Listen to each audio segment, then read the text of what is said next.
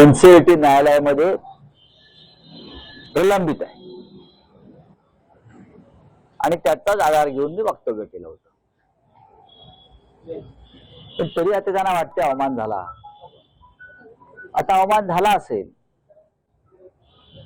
मग तो कारखानाच उभा राहायला पाहिजे अशी आमची भूमिका होती. जे काय ज्यासाठी तुम्ही हे सगळं निर्माण केलं तो कारखाना निर्माण होणं गरजेचं होतं. पण ठीक आहे,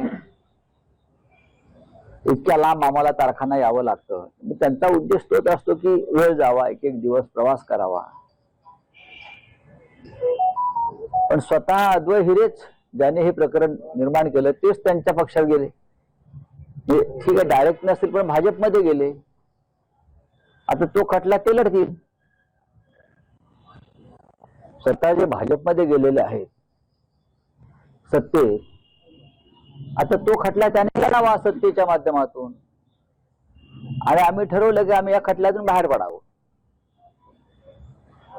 अशी आमची भूमिका आहे. त्यांनी तो खटला लढावा. त्याने तो खटला उभा केला होता, आम्ही त्यांना मदत केली. आतापर्यंत अद्वै हिरे यांनी अनेकदा तो विषय मांडला पण त्याच्यामुळे कोणाचा अवमान झाला नाही असं वाटतंय. पण आम्ही बोलल्यामुळे अवमान झाला. पण ठीक आहे, आता ज्याने हा मूळ प्रकरण आणलं होतं ते खटला लढतील. ते सत्ताधारी पक्षामध्ये आहेत आणि सत्ताधारी पक्षामध्ये जे देवेंद्र फडणवीस किंवा नरेंद्र मोदी आहेत त्यांची भूमिका आहे ना खाऊंगा ना खाने दूंगा. त्याच्यावर आमच्या शुभेच्छा आहेत अद्वै हिरे यांना. लढा. आज आपण आज काही विनंती करणार आहात कोर्टाला की आपला सहभाग नसावा? आम्ही कोर्टाला विनंती करू की आमचा थेट सहभाग याच्यामध्ये नव्हता. एनसीईआरटी न्यायालयातल्या खटल्याच्या आधारे आम्ही ते वक्तव्य केलं.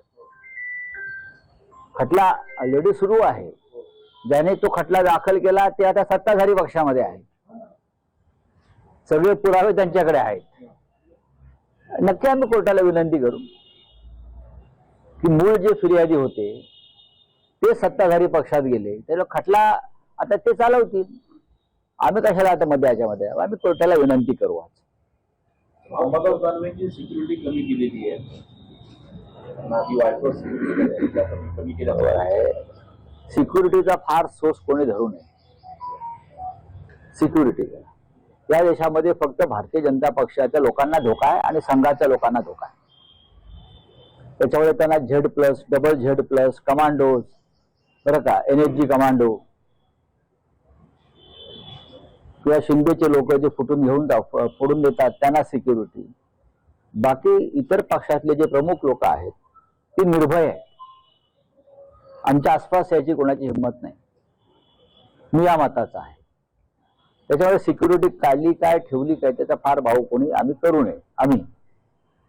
कारण सिक्युरिटी सुद्धा कोणाला मिळते मग असे सांगितलं. या देशात सर्वाधिक धोका, खरं म्हणजे त्यांना अजिबात धोका नाही. त्यांना कोणी जाऊन एक चापटे सुद्धा मारणार नाही. काही नाही, निरर्थक लोक आहेत सगळे ते. पण सुरक्षा घेऊन आम्ही कोणीतरी मोठे आहोत, बरं का. आमच्या जीवाला